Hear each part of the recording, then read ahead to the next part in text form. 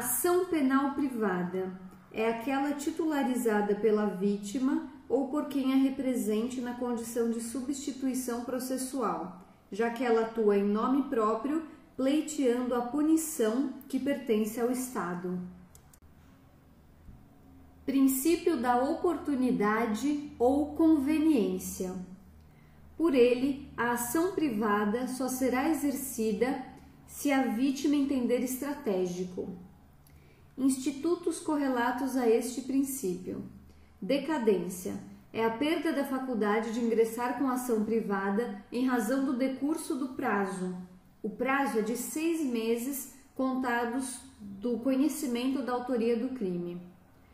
Consequência da decadência: extinção da punibilidade. Observação: se o inquérito policial ainda não foi concluído, o prazo para ação privada não se prorroga e a vítima deverá exercê-la sem o inquérito, requerendo ao juiz que o mesmo seja acostado aos autos assim que encerrado. Outro instituto correlato ao princípio da oportunidade ou conveniência é a renúncia. Ela se caracteriza pela declaração expressa da vítima de que não pretende ingressar com a ação ou pela prática de um ato incompatível com essa vontade. Pode ser tanto expressa quanto tácita. O artigo 49 do Código de Processo Penal diz: a renúncia ao exercício do direito de queixa em relação a um dos autores do crime a todos se estenderá. Ou seja, se a vítima renunciar de entrar com ação penal privada, no caso a queixa, com relação a um dos autores do crime, ela está renunciando ao direito de queixa com relação a todos os envolvidos, a todos os autores do crime. A consequência da renúncia é a extinção da punibilidade. Observação: se o advogado da vítima requerer o arquivamento do inquérito policial, haverá renúncia ao direito de ação, e esta situação é irreversível, mesmo se surgirem provas novas. Afinal, ocasiona a extinção da punibilidade. Ou seja, se o advogado da vítima falar que quer que seja arquivado o inquérito policial, renunciou ao direito de ação, e aí não tem como mais voltar atrás. Mesmo que surjam provas novas, não vai poder desarquivar o inquérito e não vai poder entrar com a ação. Observação número 2. A renúncia é irretratável, pois ocasiona a extinção da punibilidade. Se houver decadência ou renúncia, não haverá processo, pois os dois institutos ocorrem na fase pré-processual. Princípio da disponibilidade. Por ele, nada impede que a vítima desista da ação que já está em curso. Ou seja, se a vítima assim decidir, ela pode desistir da ação. Institutos correlatos ao princípio da disponibilidade. Perdão, também chamado de benevolência. Ele ocorre quando a vítima declara expressamente que não pretende continuar com a ação ou quando ela pratica um ato incompatível com a vontade de continuar com a ação. O perdão ou benevolência podem ser tanto expresso quanto tácito. Artigo 51 do Código de Processo Penal. O perdão concedido a um dos querelados aproveitará a todos, sem que produza, todavia, efeito em relação ao que recusar. Ou seja, se a vítima perdoar um dos querelados, ela vai estar perdoando todos, exceto se algum deles recusar esse perdão. E aí o processo continua em relação a esse. Observação 1. O perdão é bilateral. Para que ele surta o efeito jurídico pretendido, qual seja a extinção da punibilidade, é necessário que o réu aceite, o que pode ocorrer de forma expressa ou tácita. Ou seja, não basta a vítima perdoar o querelado, ele deve aceitar. O perdão é um ato bilateral, depende das duas vontades. A vontade do querelado pode ser tanto expressa como tácita. Observação 2. Procedimento do perdão. Se a vítima declara nos autos o perdão, o réu será notificado, dispondo de 3 dias para dizer se aceita. A omissão faz presumir que ele aceitou. Ou seja, como funciona o perdão? A vítima declara nos autos que quer perdoar os querelados. E aí eles têm 3 dias para responder se aceitam ou não esse perdão. Se não aceitar, o processo segue. E se aceitar, acaba ali, extinção da punibilidade. Sendo que, se ele não disser nada, presume-se que ele está aceitando o perdão. É assim que ocorre a forma tácita de se aceitar o perdão. Observação 3. Tanto a oferta quanto a aceitação do perdão podem ocorrer por meio de procurador com poderes especiais. Ou seja, um procurador com poderes especiais pode tanto perdoar como aceitar o perdão. Qual é a diferença desse perdão com o perdão judicial? O perdão judicial, ele normalmente é aplicado na ação pública, quando o réu foi atingido de tal maneira pela sua conduta que a sanção não é necessária. O perdão judicial é unilateral, ocasionando a extinção da punibilidade. Ou seja, o perdão, ou também chamado de benevolência, que ocorre na ação privada, que é esse que a gente está falando, é quando a vítima declara expressamente que não quer continuar com a ação ou pratica um ato incompatível com a ação, com querer processar o réu. E aí, esse perdão, ele extingue a punibilidade. Só que ele é diferente, então é importante não confundir com o perdão judicial. O perdão judicial é aquele que ele atinge o autor do crime de uma forma tão grave, tão mais grave do que, por exemplo, a pena que poderia ser uma prisão atingiria, que aí ele recebe esse perdão. Para ajudar a lembrar, vou dar um exemplo. Por exemplo, um engenheiro está fazendo uma obra e aí ele fez aqueles andaimes, sei lá, aquele carrinho que sobe de uma forma que ele caiu e um dos pedreiros morreu. Só que esse pedreiro era filho do engenheiro. A morte do filho, que ele sem querer ocasionou, é muito mais dolorosa do que a possível sanção. Então, ocorre o perdão judicial. E o perdão judicial também extingue a punibilidade. Então, ele é diferente do perdão ou benevolência que acontece na ação privada. Esse perdão judicial, que é quando a sanção é mais grave, por exemplo, atropela um filho sem querer, e aí o juiz dá o perdão judicial, ele normalmente acontece na ação pública. E esse perdão ou benevolência que a gente está falando é da ação privada, que é a vítima perdoar, não é desistir, é perdoar. Quando a vítima perdoa expressamente ou faz algum ato que presume que ela não quer continuar com a ação. Outro instituto correlato com o princípio da disponibilidade é a perempção. Perempção é descaso, desídia. Então, vou dar um conceito de perempção. É a sanção judicialmente imposta pelo descaso da vítima na condução da ação privada. O artigo 60 do Código de Processo Civil traz as hipóteses de perempção. O rol do artigo 60 é um rol exemplificativo, ou seja, tem mais formas de acontecer a perempção, são só alguns exemplos. Quando acontece a perempção, ela leva à extinção da punibilidade. Vamos ler o artigo. Artigo 60 do Código de Processo Civil, Processo Penal. Nos casos em que somente se procede mediante queixa, considerar-se-á perempta a ação penal. Inciso 1. Quando iniciada esta, o querelante deixar de promover o andamento do processo durante 30 dias seguidos.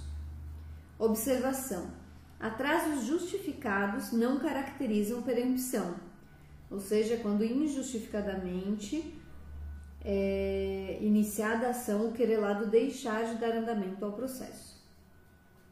Observação 2. Não haverá somatória de paralisações individuais para atingir os 30 dias. Ou seja, o prazo de 30 dias, ele é completo, ele tem que ser corrido. Não podem ser várias interrupções menores que vão somar o prazo de 30 dias. Inciso 2. Quando, falecendo o querelante ou sobrevindo sua incapacidade, não comparecer em juízo para prosseguir o processo dentro do prazo de 60 dias, qualquer das pessoas a quem couber fazê-lo. Então, nesse caso, o inciso está se referindo ao CAD. CAD é um método mnemônico que a gente usa para lembrar quem são as pessoas que poderiam fazer isso. C, cônjuge. A, ascendente. D, descendente e irmão. Ou seja, se o querelante falecer ou ficar incapaz, uma capacidade superveniente que aconteceu depois, e ele não comparecer em juízo para prosseguir o processo, o CAD, cônjuge, ascendente, descendente ou irmão, tem o prazo de 60 dias. Esse prazo de 60 dias é contado do óbito do querelante, mas não tem intimação para isso. Ele morreu, alguma dessas pessoas tem que ir lá e para prosseguir o processo. Se nenhuma dessas pessoas falarem que querem prosseguir o processo no prazo de 60 dias, acontece a perempção. Inciso 3. Quando o querelante deixar de comparecer sem motivo justificado a qualquer ato do processo a que devia estar presente, ou deixar de formular o pedido de condenação nas alegações finais, nos memoriais. Ou seja, se o querelante deixa de comparecer sem motivo justificado a qualquer ato do processo que ele deveria estar presente, acontece a perempção. Outro exemplo que pode acontecer perempção, se ele não pede a condenação do réu nos memoriais. Observação 1. Se o querelante não apresentar memoriais, o processo ficará paralisado por 30 dias seguidos, gerando a perempção pelo inciso 1 do artigo 60. Ou seja, se o querelante ele não apresentar os memoriais, a perempção vai acontecer com base no inciso 1 desse artigo e não com base no inciso 3. Ou seja, porque se ele não apresentar memoriais, o processo vai ficar paralisado por 30 dias. E aí, o que acontece? Perempção, porque ele não continuou, não deu andamento à ação no prazo de 30 dias. Então, a justificativa vai ser o inciso 1. Agora, se ele deixar de pedir a condenação nos memoriais, aí a causa de perempção é do inciso 3. Observação 2. Se o querelante pede a absolvição do réu em memoriais, o juiz extingue a punibilidade pela perempção. Então, se nos memoriais, ao invés de pedir a condenação do réu, ele pedir a absolvição do réu, a extinção da punibilidade se dará pela perempção. Inciso 4. Quando, sendo querelante pessoa jurídica, esta se extinguir sem deixar sucessor. Ou seja, haverá perempção quando a pessoa jurídica extinguir e não tiver nenhum sucessor. Princípio da intranscendência ou pessoalidade. Por ele, os efeitos da ação privada não poderão ultrapassar a figura do réu. Princípio da indivisibilidade. Caso a vítima opte por ingressar com ação, deverá fazê-lo contra todos os infratores envolvidos e contra os quais exista lastro probatório. Ou seja, a vítima não pode escolher contra quais infratores ela vai ingressar com a ação. Se for ingressar contra um dos infratores, deverá ingressar contra todos. Dispõe o artigo 48 do Código de Processo Penal. A queixa contra qualquer dos autores do crime obrigará ao processo de todos, e o MP velará pela sua indivisibilidade. Ou seja, se a vítima for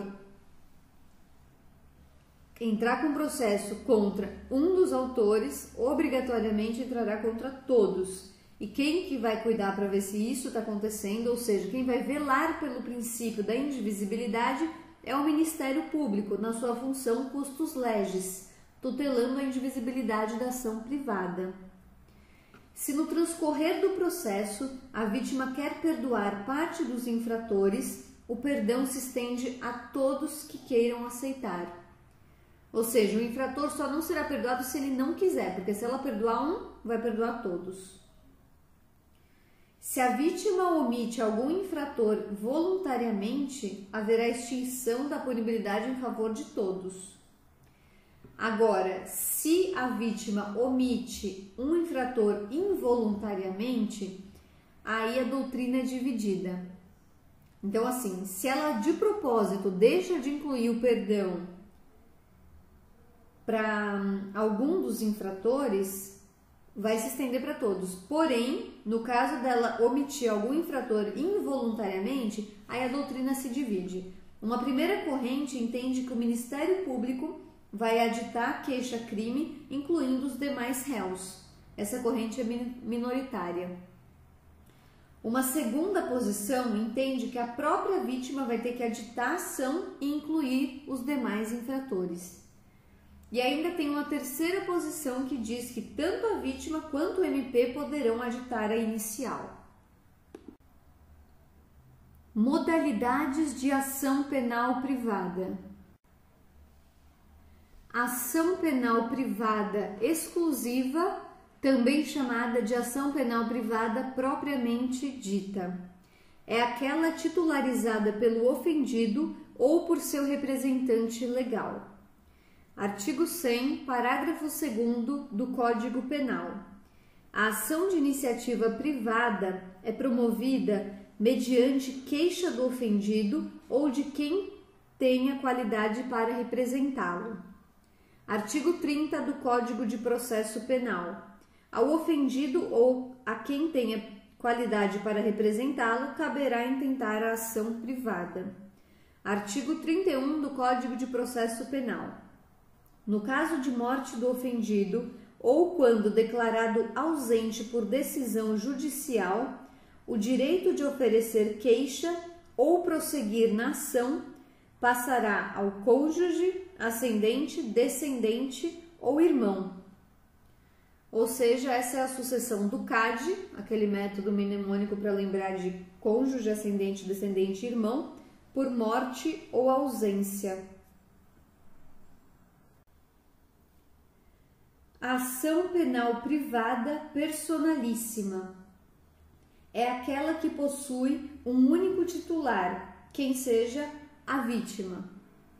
Não há intervenção de representante legal, nem sucessão por morte ou ausência.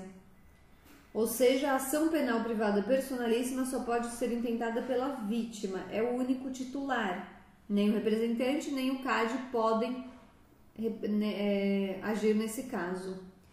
O único crime de ação penal privada personalíssima está no artigo 236 do Código Penal. O crime chama induzimento a erro ou ocultação de impedimento ao casamento. O prazo de 6 meses da ação personalíssima é contado do trânsito em julgado da sentença cível que anular o casamento. Ou seja, esse é o único caso de ação penal privada personalíssima.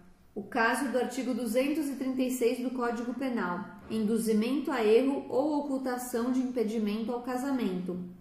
E o prazo de 6 meses, que é o prazo da ação privada, ele conta a partir do trânsito em julgado da sentença cível que anular o casamento. Ação penal privada subsidiária da pública.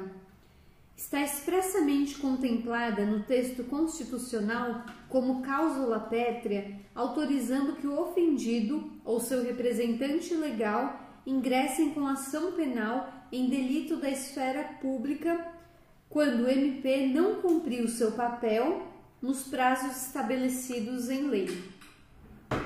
Ou seja,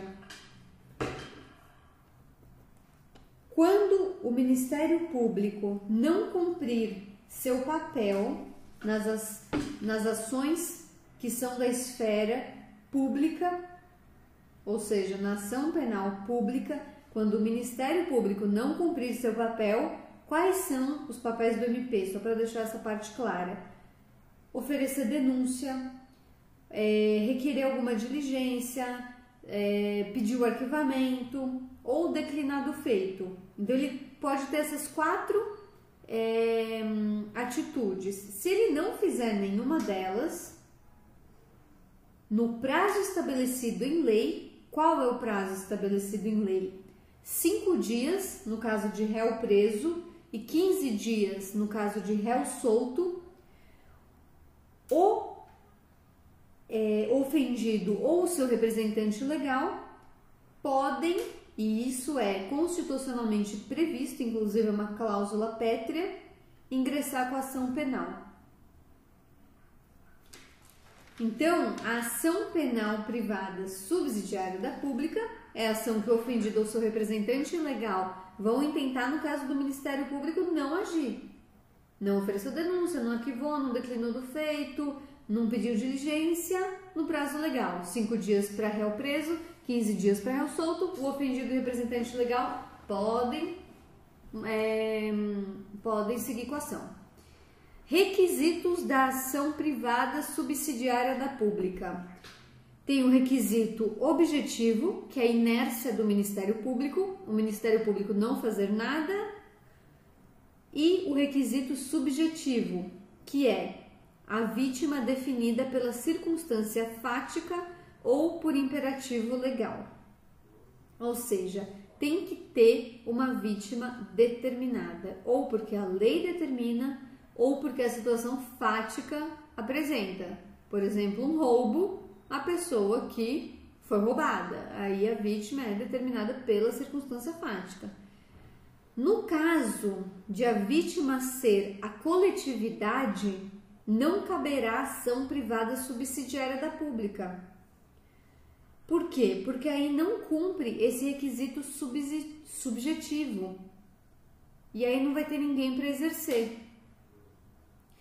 Um exemplo de crime em que a vítima é a coletividade e que não cabe ação privada subsidiária da pública é o tráfico de drogas.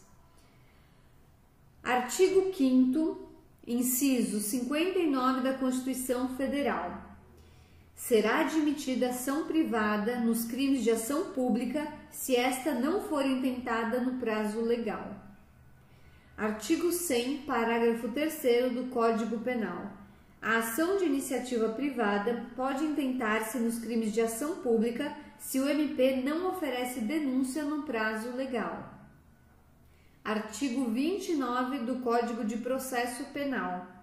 Será admitida ação privada nos crimes de ação pública se esta não for intentada no prazo legal, cabendo ao Ministério Público aditar a queixa, repudiá-la e oferecer denúncia substitutiva, intervir em todos os termos do processo, fornecer elementos de prova, interpor recurso e a todo tempo, no caso de negligência do querelante, retomar a ação como parte principal.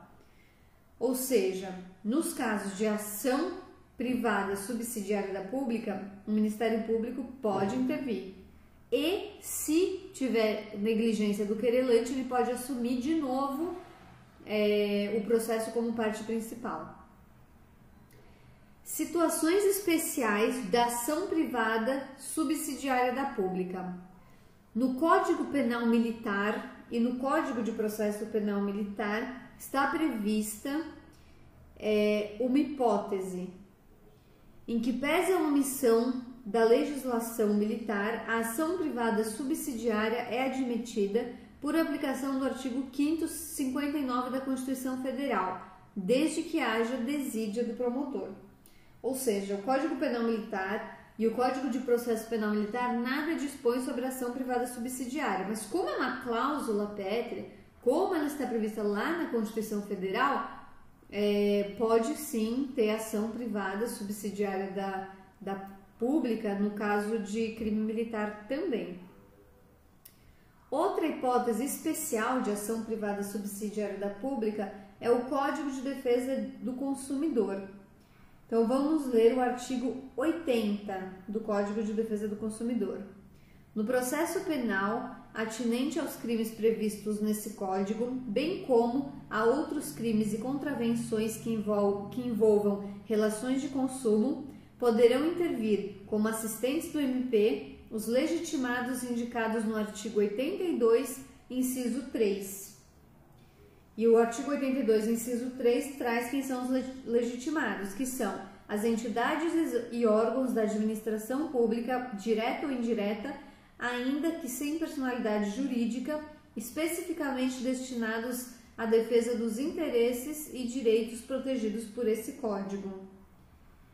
Além dos legitimados indicados no artigo 82, inciso 3, também os que estão indicados no artigo 82, inciso 4, que são as associações legalmente constituídas há pelo menos um ano que incluam entre seus fins institucionais a defesa dos interesses e direitos protegidos por este Código, dispensada a autorização da Assembleia, aos quais também é facultado propor ação penal subsidiária se a denúncia não for oferecida no prazo legal.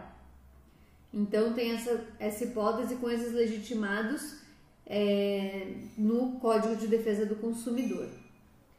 Ou seja, para melhor tutelar os interesses do consumidor, em razão da nítida concepção difusa da identificação da vítima, admite-se a legitimidade extraordinária para ação privada subsidiária da pública por órgãos ou entidades que atuam na defesa do consumidor.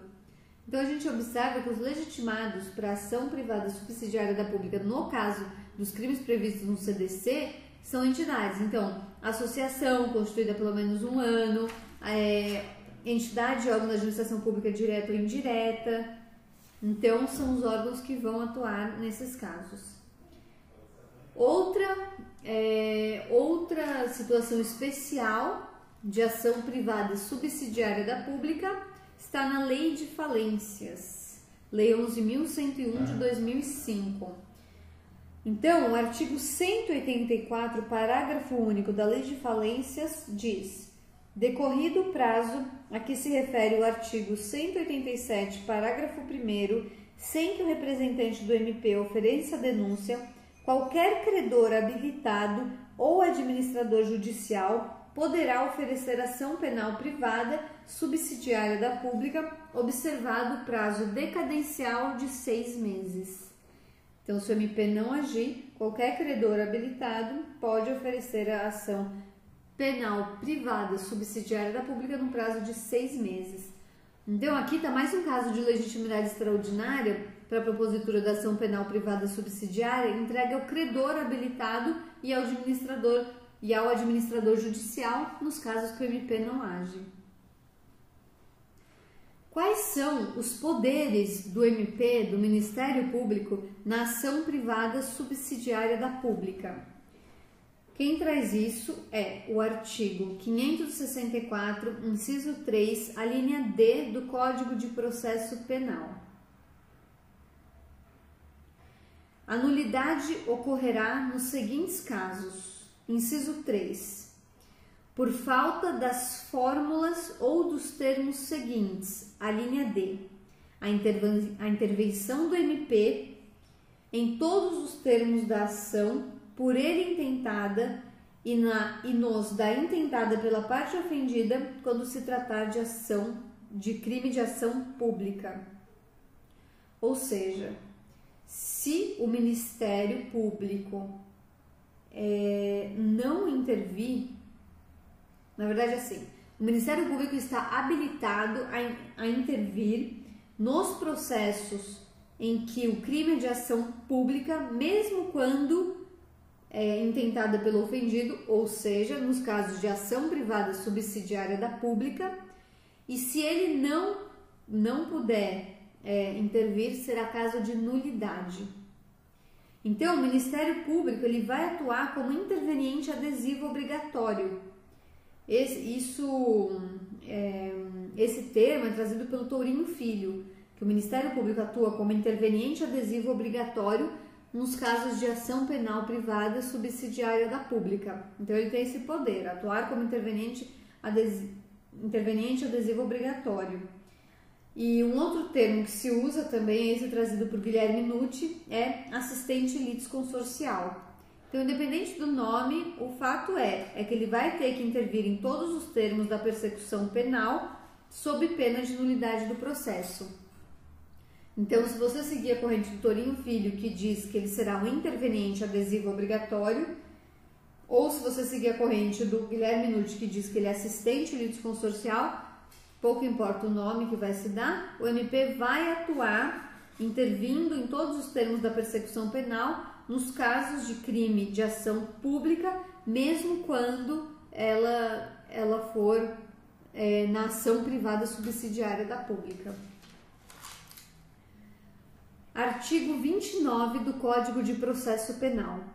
Será admitida ação privada nos crimes de ação pública se esta não for intentada no prazo legal, cabendo ao MP aditar a queixa, repudiá-la e oferecer denúncia substitutiva, intervir em todos os termos do processo, fornecer elementos de prova, interpor recurso e, a todo tempo, no caso de negligência do querelante, retomar a ação como parte principal.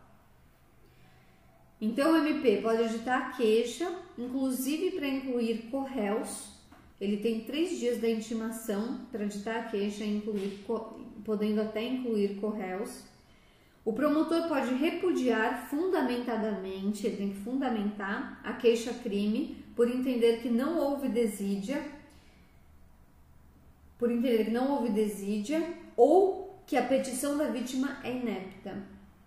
Após o repúdio, cabe ao promotor oferecer denúncia substitutiva, ou seja, se ele repudiar a queixa, ele vai ter que intentar a denúncia substitutiva, e ele pode repudiar no caso de achar que não houve desídia por parte dele ou por achar que a petição da vítima é inepta, a queixa é inepta.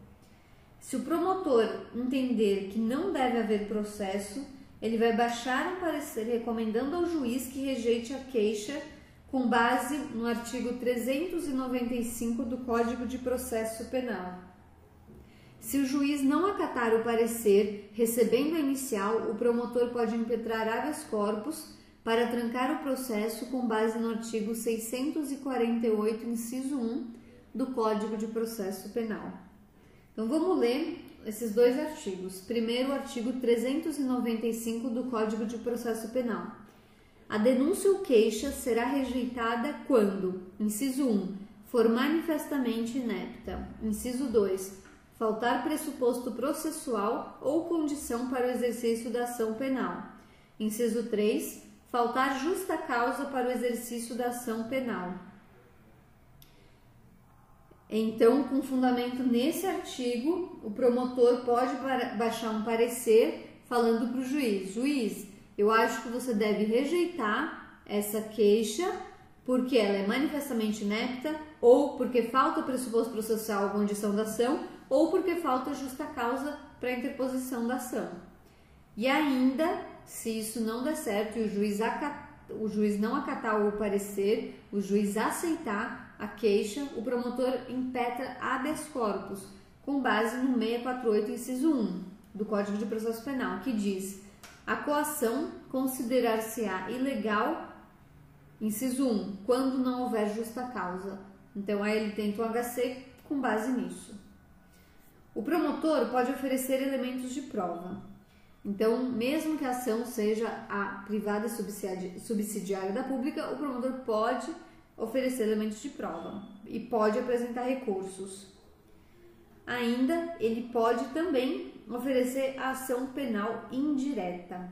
O que é isso? Então, o que é ação penal indireta? É quando a vítima fraqueja. Então, se a vítima fraquejar, ela vai ser afastada do processo e o promotor retoma a ação como parte principal. Isso que é ação penal indireta. Então, o promotor não agiu, não fez uma daquelas 4 coisas que são: não arquivou, não denunciou, não pediu diligência, não fez nada, ficou parado. E nessa do promotor, passou o prazo. Qual é o prazo? 5 dias para réu preso, 15 dias para réu solto. O promotor não fez nada. O que acontece? A vítima entra com ação penal privada subsidiária da pública. E aí a vítima fraqueja, a vítima não segue forte com a ação. O que acontece? Ela é afastada e o promotor retoma a ação como parte principal. Isso chama-se ação penal indireta. Não há perdão e nem perempção na ação privada subsidiária. A vítima não pode perdoar, então não há perdão nem perempção. O artigo 801 do Código de Processo Penal, tratando de sanção pecuniária e de impedimento,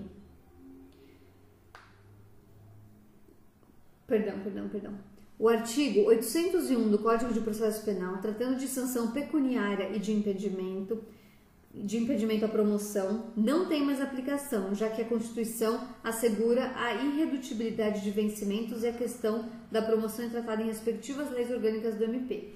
Ou seja, o artigo 801 do Código de Processo Penal não vale mais. Se quiser fazer alguma marcação no código, alguma coisa, então o artigo 801 do Código de Processo Penal não tem validade, porque ele traz a sanção pecuniária, que ela não cabe, porque a Constituição diz que não pode ter, os vencimentos não podem ser reduzidos, e também ela fala sobre a impossibilidade de promoção, no caso dessa desídia do promotor, e isso também não vale, porque a questão de promoção é tratada nas respectivas leis orgânicas de cada estado do Ministério Público. Então, a lei orgânica do estado de São Paulo, por exemplo, do Ministério Público, que vai tratar sobre os requisitos para promoção. Então, não cabe ao CPP tratar disso. Então, o artigo 801 não vale. Custas na ação privada. Em boa parte dos estados, elas estão dispensadas. Então, em boa parte dos estados da federação, ela está dispensada, mas aí precisa olhar na lei de cada estado, depende de cada estado para ver se tem ou não as custas para essa ação, para ação privada. Artigo 806 do Código de Processo Penal. Salvo no caso do artigo 32 do Código de Processo Penal, nas ações intentadas mediante queixa, nenhum ato ou diligência se realizará sem que seja depositado em cartório a importância das custas. E a exceção é artigo 32 do Código de Processo Penal. Vamos ler. Nos crimes de ação privada, o juiz, a requerimento da parte que comprovar a sua pobreza, nomeará advogado para promover a ação penal. Parágrafo 1º. Considerar-se-á pobre a pessoa que não puder prover as despesas do processo sem privar-se dos recursos indispensáveis ao próprio sustento ou da família. Será prova suficiente de pobreza o atestado da autoridade policial em cuja circunscrição residir o ofendido. Então, para certificar a pobreza, pode até ser a autoridade policial da circunscrição do ofendido que fala, olha, ele realmente é pobre, ou quando a vítima não puder arcar as custas do processo sem que isso afete o seu próprio sustento ou da sua família. Agora, vamos continuar na leitura do artigo 806 do Código de Processo Penal. Parágrafo 1º. Igualmente, nenhum ato requerido no interesse da defesa será realizado sem o prévio pagamento das custas, salvo se o acusado for pobre. Parágrafo 2º. A falta do pagamento das custas nos prazos fixados em lei ou marcados pelo juiz importará renúncia à diligência requerida ou deserção do recurso interposto. Parágrafo 3º. A falta de qualquer prova ou diligência que deixe de realizar-se em virtude do não pagamento de custas não implicará a nulidade do processo se a prova da pobreza do acusado só posteriormente for feita. Honorários advocatícios na ação privada.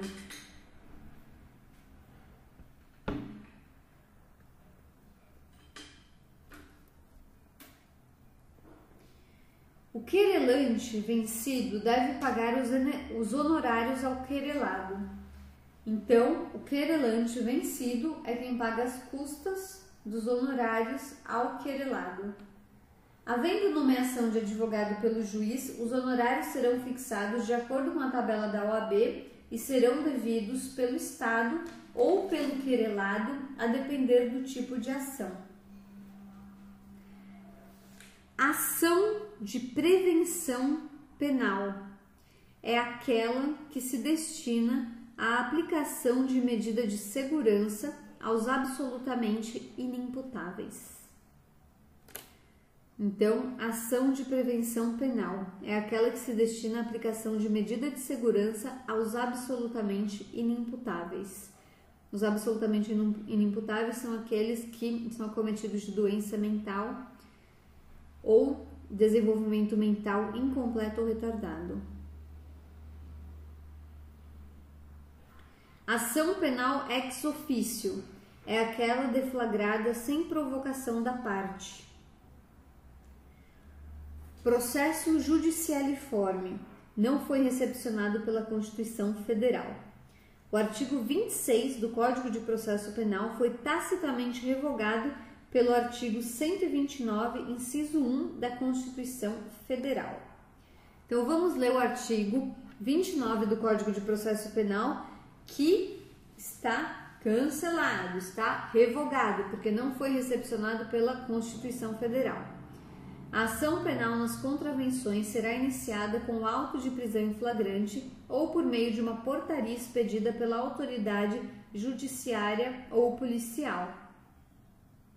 Por que, que esse artigo não foi recepcionado? Porque a parte que acusa, a parte que defende, a parte que julga tem que ser pessoas diferentes.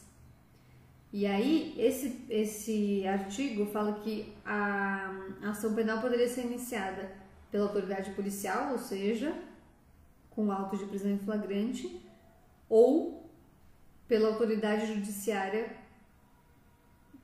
competente, no caso de uma portaria.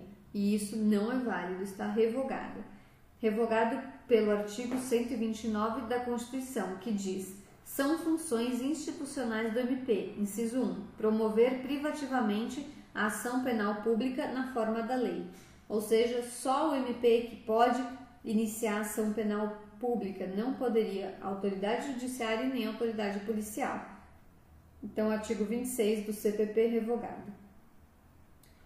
O habeas corpus de ofício, ele é constitucionalmente aceito. Artigo 654, parágrafo 2º do Código de Processo Penal. Os juízes ou tribunais têm competência para expedir de ofício ordem de HC, de habeas corpus, quando no curso do processo verificarem que alguém sofre ou está na iminência de sofrer coação ilegal. Então, o HC de ofício é sim permitido, ele é constitucionalmente aceito. Em que casos? Nos casos de que os juízes ou os tribunais verificarem que alguém está sofrendo ou está na iminência de sofrer alguma coação ilegal. Aí ele pode, ele mesmo, impetrar o HC de ofício. Agora,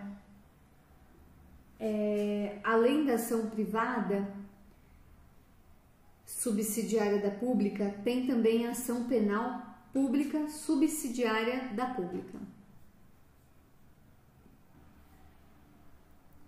Ação penal pública subsidiária da pública. Essa ação não é aceita pela Constituição Federal. De acordo com o artigo, então assim, como ela seria se fosse aceita, né? De acordo com o artigo 2º, parágrafo 2º do Decreto-Lei 201 de 67, se o Procurador-Geral de Justiça for omisso no processamento do prefeito, pode ser provocado o Procurador-Geral da República numa atuação substitutiva. Só que essa hipótese não é aceita pela Constituição. Por que ela não é aceita? Porque a Constituição prevê que o Procurador-Geral da República não tem atribuição funcional para suprir as omissões do Procurador-Geral de Justiça. Se existe omissão do Procurador-Geral de Justiça, poderia ser provocado o Colégio de Procuradores de Justiça sem prejuízo, ou seja, sendo que ainda poderia ser intentada ação privada subsidiária, desde que tivesse vítima definida. Então, além da desídia do promotor que não entrou, do procurador que não entrou com a ação, se tiver vítima definida, poderia ser admissível a ação privada subsidiária. Mas essa ação penal pública subsidiária da pública, ela não é recepcionada, porque o Procurador-Geral da República não tem atribuição de suprir as omissões do Procurador-Geral de Justiça.